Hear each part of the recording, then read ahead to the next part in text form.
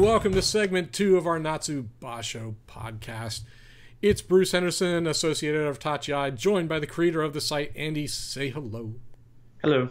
And so, having done our sumo news and other grousey tidbits, it's time to talk about the tournament itself. So we're going to do our Basho preview, sort of a Genki report, talk a little bit about some of the Rikishi, and then, of course, our world-famous, always tragic, and regrettable predictions will come up at the end. So save your laughter, your howls, and your threats of lawsuits until then. So we got to start at the top. We're going to stop at the top. No, we're going to start at the top. And there's only one slot at the top, and that belongs to Tarunofuji, or should I say they belong to his knees, or what's left of them. So he pulled out of Osaka because his knees were not working well. The sort of hedging, tentative comments coming out from Isagahama, from the Heia, do not inspire vast levels of confidence. He's not taken the cup this year. The two Emperor's Cups went to Matakayumi and Wakatakakagi. Although there are reports that he's lost weight. Andy, what do you think? I really love Tarunofuji when he's on, but is he just too hurt now to continue? Say it ain't so. Yeah, exactly. I agree. I mean, say it ain't so. We've been, ever since he, I guess, even, well, when he was still in the Makushita, we knew he was coming back from a pretty serious injury. We were like, he's going to be able to rise pretty high back. He won it when he got back up. He ended up going to Ozeki. He's Yokozuna now, and he's still seemingly the strongest wrestler out there when he's able to go 15 days. He competed, but he didn't dominate at the combo practice, so I don't think that necessarily says great things, but I'm going to hold my breath and hope that his fitness basically allows him to compete for this tournament and compete for the Yusho. It would not surprise me, though, if we have another Kyujo from him. I would always, and this goes back to when his original rise, before the knee injuries, I was always hopeful that he would be able to kind of take a break and I guess heal when he needs to. Now that he's Yokozuna, he does have the ability to and the privilege to pull out of a tournament before the tournament and not lose his rank and not go plummeting down the Banzuke. So I do hope that if there is anything that would make him doubtful to complete the tournament, that he would just stay out now. Yep. And come back gangbusters in, what would it be, July? At Nagoya. But I'm going to think that if he shows up on day one, he's in it to win it, and I'm looking forward to it. So I think there's a ray of hope here in that he's got Amenishiki, a.k.a. Uncle Sumo, a.k.a. whatever his Oyakata name is. I can't remember. To me, he's always Uncle Sumo, who managed a set of robotic knees for the longest time and managed to stay in the top division. So if anyone knows how to stay in sumo with bad knees and continue to find wins here and there, it's going to be the Isagahama crew. I don't want Henkas at Yokozuna.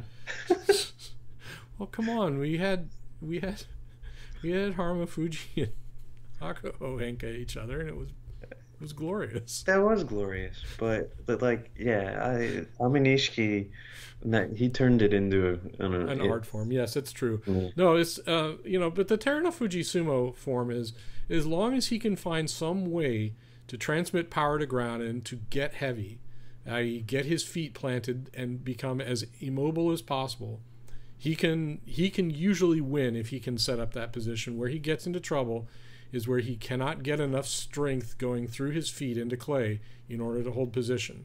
and that's what he had. He had, what was it? It was a 3-2 before he went Kyujo and Osaka. Those two losses were his opponents getting an early body strike against him and keeping him from setting his balance and setting his feet. Well, his upper body strength just seems to just outclass everybody preposterous, else. right? So we used to jokingly refer to him as kaiju, and for those of you who don't know what a kaiju is, it's basically Godzilla or King Kong or Ghidorah or any of the rest of those things. But it more or less means an unearthly science fiction style creature of enormous power. And the first rendition of Terunofuji was at times almost scary. The second one, if you take a look at his record, yes, you're right, Andy. His upper body strength is preposterous, and if he can get a stable platform and he can make use of it, then nobody's going to beat him. Yeah. So I'm hoping for that. I'm hoping for the kaiju in this tournament. I'm hoping so too. We could use a good kaiju run, and a lovely 15-0 would be a heck of a way to shut down a bunch of bluster. Yeah, really would. So speaking of those who need a good hearty bounce back or a shutdown, the Ozeki ranks. I'm going to set aside Shin Ozeki Matakayumi for a bit, but Takakelsho cleared his Kataban and nothing else. He was 8-7. Barely. Right. Yeah. I worry about Takakelsho because I think he's gotten too heavy. I think it's impacting his sumo tremendously, and I worry that he has neurological damage and he's just not saying anything about it. Yeah, the injuries definitely do not do much for the confidence, and especially that one scary moment really with Ichinojo where limp, yes. Yeah, the Tachiai that Ichinojo just kind of, are you okay, bud? Like, let's walk out. Yep. That hopefully that's in the past. But we'll see about that. He did just squeak by on that Karaban. It really is, like you said, weakness at that level of Ozeki, and so I don't think anybody at this moment is really pinning their hopes on a Takakelsho Yokozuna anytime soon. I think that we're kind of just hoping that he'll have strong Ozeki performances for another year or so. So speaking of people that you just go, Shodai, of course, Shodai, my favorite. He had a 2-5 start. We're all like, okay, this is it. It's going to be Ozeki Waki for May, and then he finishes 7-1. Right, yeah. He comes into the tournament complaining about he's got long COVID symptoms, and it definitely looked that way. He looked like he had zero power, and then suddenly he decides or somehow finds his mojo, and he comes back and he finishes bloody 9-6. Okay, should I start calling this guy Shin Goedo, because that's kind of annoying? I mean, yeah, it is just like, where did that come from, and why didn't that show up to begin the tournament?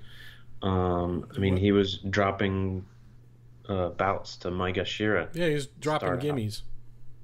So he needs to be able to, I don't know, win double figures. That would be nice. It would. I mean, the thing is, like, I love Shodai, the mod Ozeki. I mean, you gotta love the just understated I don't know what the word is, but he's just one of those that he's a nose picker. he is a nose picker and a fingernail picker, and yeah, he's a character. He is, right? And yeah. And although I have to admit, when he brings out the Wall of Daikon, I love the Wall of Daikon. Yeah, and then he does have like the wacky Acme sumo. That he does, man. The cartoon sumos. Which doesn't show up much anymore. I know, and that's probably why we all think that there's something wrong with him. And if you listen to the commentators, especially on Japanese language NHK, they marvel at where did his Ozeki sumo go, right? The sumo he's showing now is not the sumo that took him to sumo's second highest rank, although I would suggest that the 7-1 finish was pretty close to that. We did see the wall of daikon a couple of times. We did see a couple of WTF moves. You know, I'm glad he cleared Kataban and he got one to spare. But talking about people who are now setting the pace, it's we're going to go rotate back to Mitakeumi. He's in the top slot now at 1 East, and I have to ask, has this guy gotten his act together? Yes. I think he has. Yes. Yeah. I do like seeing that he's finally kind of cracked it. I mean, he's won Yusho before in the past a couple of times. He's 3 Yusho. Yeah. And so it's nice that he's kind of he's been able to put together a string of tournaments now, whereas it was like one-offs. Now he's been able to compete at the highest level for multiple tournaments in a row consecutively, and it's nice to see because and especially like you said, being able to have him win and consistently in week 2 it's new for him, and I'm hopeful that it's here to stay for quite some time. So look, he could have easily been 13-2, right? If you think back to his match against Kirabayama on day 5, he completely underestimated Kirabayama. He sort of figured, yeah, I got this guy taken care of, and then Kirabayama brought in some unexpected move and just completely trashed him. The same thing was true on day 10 against Hokuto Fuji, right, where he dropped that one that he should have easily won against that guy. He had Hokuto Fuji basically, 2 steps from the Tarawa and blew it, right? So I think he's still got some work to do on that. I mean, here I am, 50-year-old fat guy commenting on Mitakeumi, but seriously, those are 2 that he could have won, and he could have won handily. And I would like to see him. Not make those mistakes in the future. But yeah, I've got a lot of hope for him. I almost see him. I don't know. Did he kind of steal the wall of daikon a little bit? He does get he has gotten a few of those lucky wins. Well, no, I mean where he just uses that enormous body and just sort of there you go. He's kind of a very loose Yorikiri. He's not really using his hands. He's just being this giant advancing wall of meat. Mm-hmm. He does. Well, sometimes he I don't know. The wall of I guess I don't want to say daikon. The wall of how about chanko? The wall of curry. Well, the wall of yakitori. Yeah, those. I need to look up what his favorite. No, we need to go back in the archives, because isn't there a show where he and Yoshikaze go to a farm somewhere? Right, one of the shows. There's like a clip somewhere. I could have sworn it's he and Yoshikaze or him and somebody else out at a farm somewhere, like pulling radishes out of the ground and crap like that. Or maybe he was the one who had the fish eating his feet. Yeah, right. Like, for some reason, those easy wins seem to be going the other way sometimes with Mitakeumi. Like, especially in week 2, he would go up against somebody that you're like, Mitakeumi's got this, no problem. Yep. And then he drops it. And this is the thing. As Ozeki, he's been able to prove that he can win a lot.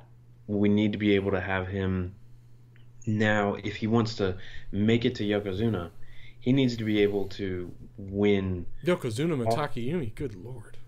That would be awesome. That's what I'm hoping. That would be unexpected. Okay, I gotta ask. Without saying Wakatakakage, you don't get to say Wakatakakage. Who do you think has the best shot of taking up the Ozeki rank in the next year?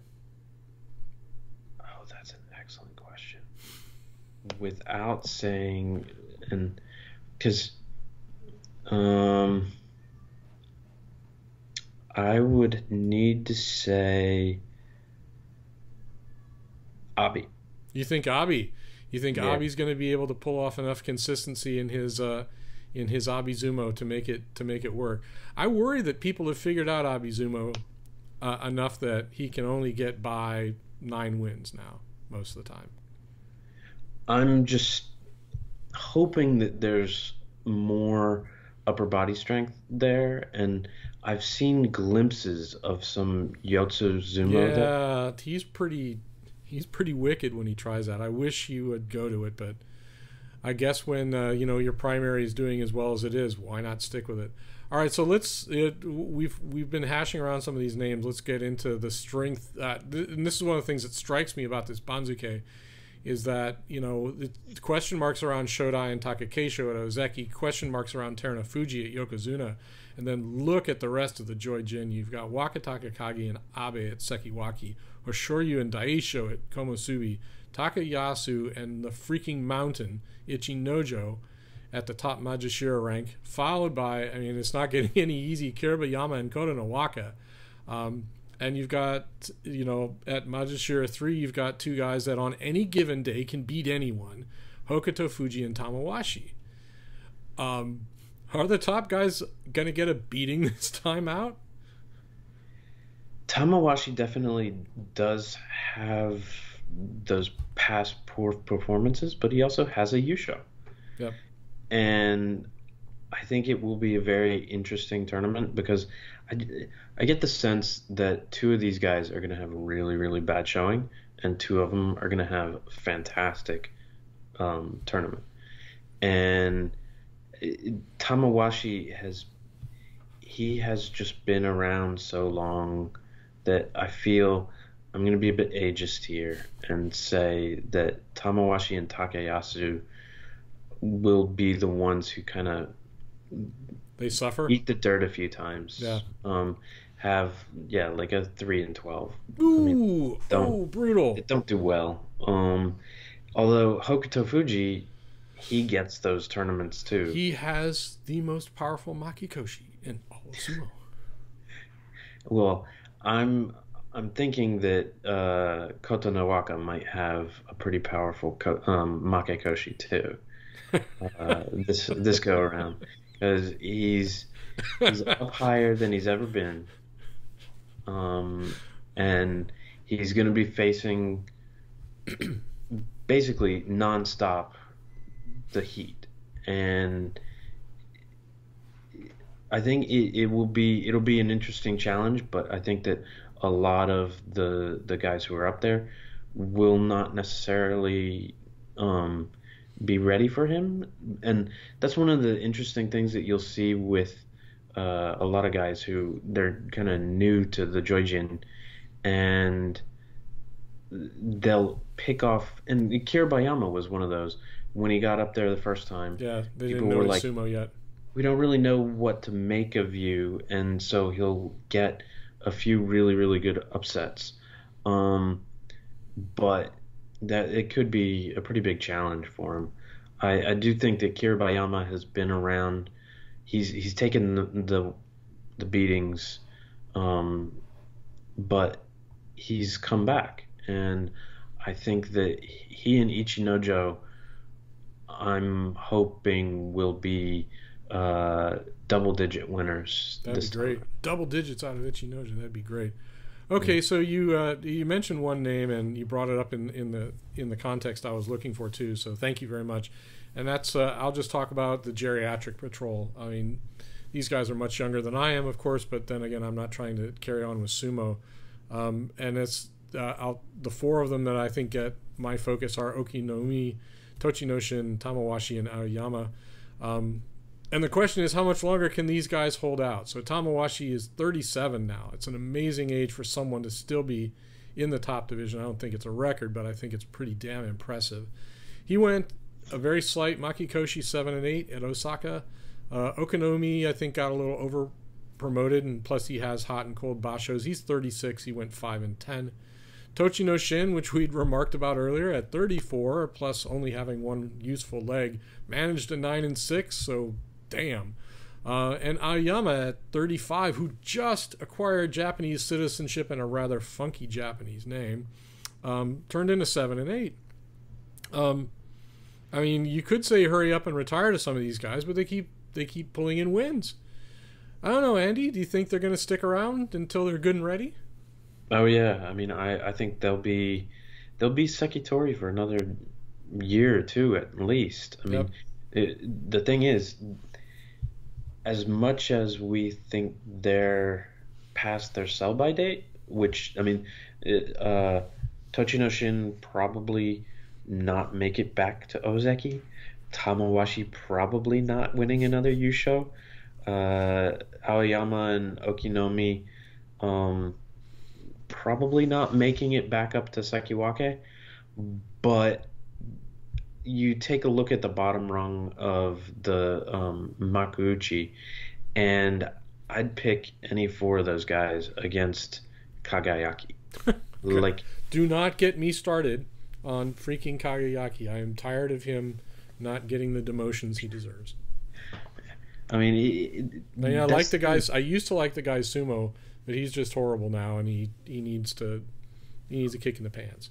I mean, lately, yeah, he's just been rather uninspiring, and that's the thing. Down at the bottom of Makuuchi, I guess a lot of guys get chewed up by the joy, and sometimes they fall pretty hard, and they'll fall back down, all the way down to the bottom, sometimes in the Juryo, but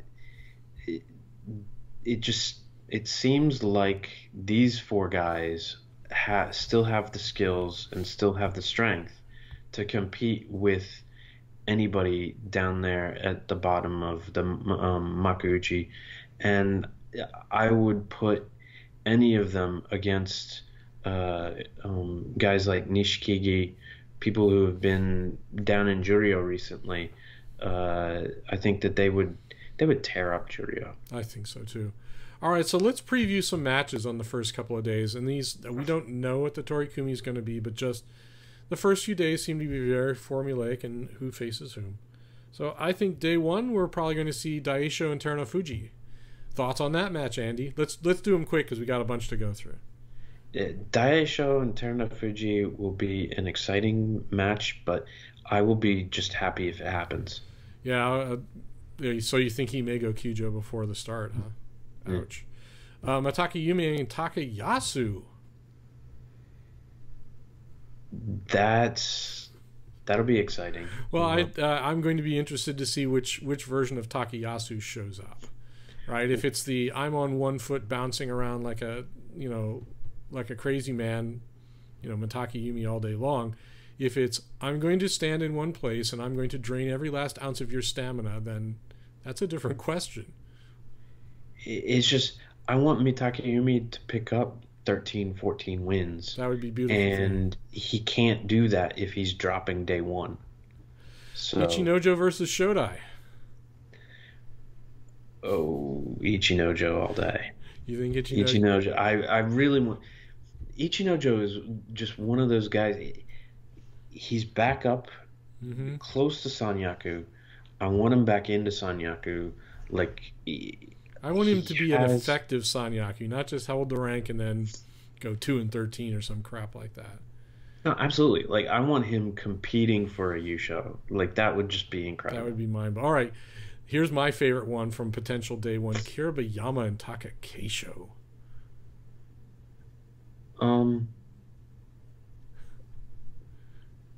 I think who lands the first hit. It comes down to who lands the first hand.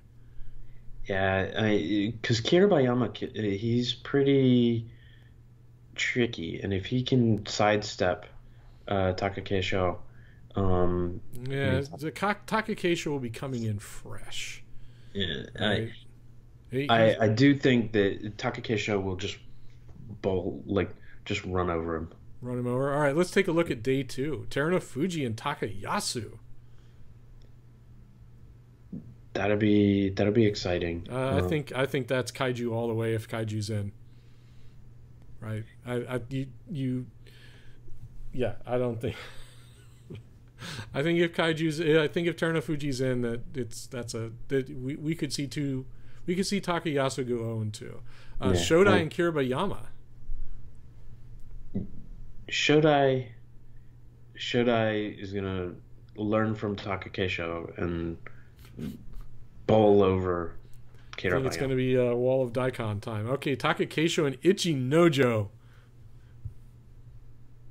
Ooh, because that just brings me back to the match that we were talking about Hmm. earlier with, I mean, when Takakelsho hits Ichinojo, Ichinojo doesn't move, and Yeah, sometimes being enormous is a valid sumo strategy. yeah, so I think Takakelsho may need to pull out something different here, Oh, yeah, I and don't think he has anything different. All yeah, I don't right. think it has And anything then the different. last of my four from day two is Mataka Yumi and Hoshoyu.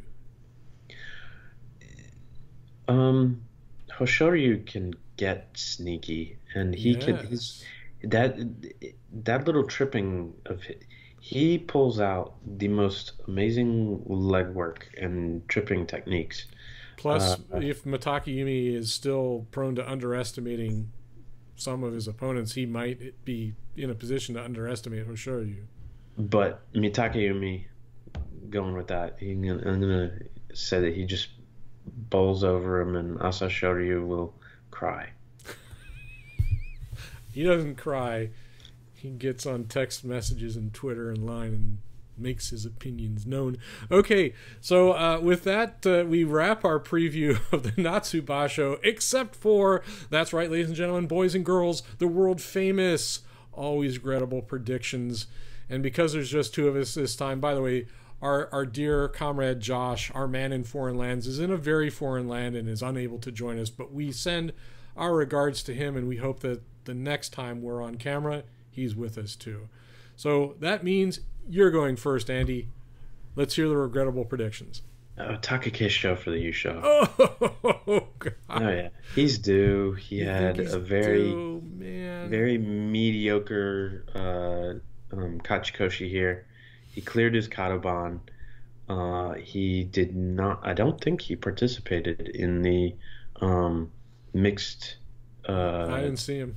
yeah, I didn't see him there, and so I'm hopeful that he's gonna be a bowling ball and With run through legs. A everybody. bowling I ball mean, with just legs. basically, yeah, a little obliterate everybody. All right, so you're picking your Takakelsho for the U show. Do you want to throw any other whoppers in there too? Um, mm, I think Koto Echo, my man, Koto is Echo. going to he's gonna have double digits. You think he? Oh man, that would be a very nice outcome. All Yeah, right, so I'll jump into mine. First of all, I'm going to say Terunofuji Yusho. He's due. He's capable. I think that they will keep his knees functioning for 15 days, and he's going to make it happen. I think that Wakataka Kage is going to be Maki Koshi, and possibly significantly Maki Koshi, and all the people who've got these hype balloons about this guy. Well, they're going to have their hype balloons deflated until next year because he's going to be a big deal. Maybe just not a big deal yet. And then I will say it will be Shodai with the Jun Yu show, and he will have fixed whatever problems are wrong in his attic about sumo and winning, and he'll go double digits, maybe as high as 11 or 12. And with that, we wrap our crazy ass coverage, our preview of the Natsu Basho. It's been a lot of fun doing this recording. Thank you very much, Andy, for coming along. Thank all thank of you. you for putting up with us for now 20, 25 minutes or however long it's been. And thank you all. Follow us on the website. We're going to be posting like crazy during the Basho. And remember, for sumo, it's Tachiai.